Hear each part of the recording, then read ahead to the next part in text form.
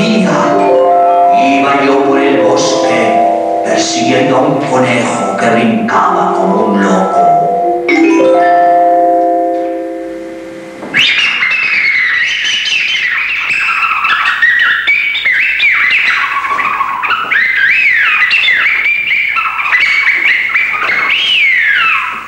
Detrás suyo llegué a un lugar muy curioso que nunca había visto, de aspecto tétrico y sospechoso. Cuando de pronto oí un ruido extraño. Asustado me escondí y... ¡oh, sorpresa y maravilla!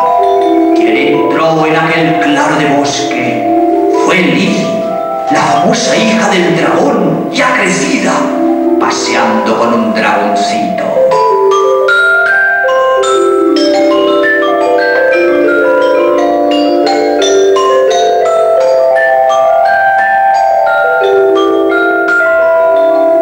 En un momento determinado, el pequeño dragón dijo una rara palabra mágica.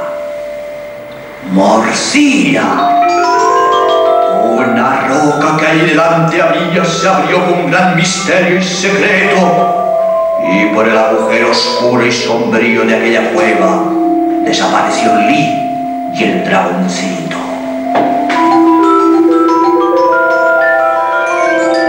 Pues ¿sabes qué te digo, buen hombre? Que ahora mismo la voy a buscar. No, espera, siéntate. Que de todos aquellos que han ido a buscarla ninguno ha vuelto. Pues ¿qué debo hacer? Mira, una vez te encuentres ante la cueva y hayas dicho la palabra mágica, oirás la voz del anciano dragón. Te preguntará cosas extrañas y tú le contestarás con mala intención. Fíjate bien. Cuando lo más natural sea decir sí, tú le dices que no. Y cuando por natural inclinación tengas que decir no, tú le dices que sí.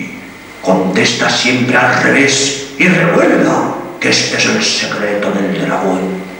Y ahora vete, porque el encargo que te he dado es un asunto sagrado. No te preocupes, buen hombre, que cumpliré tu misión. Adiós.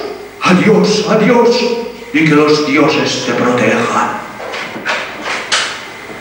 Y ahora, muerte, ya puedes venir. Mi destino se ha cumplido. Acércate, no te temo, he perdido todo el miedo. Haz volar mi espíritu, que deseo ya hundirme con las tinieblas.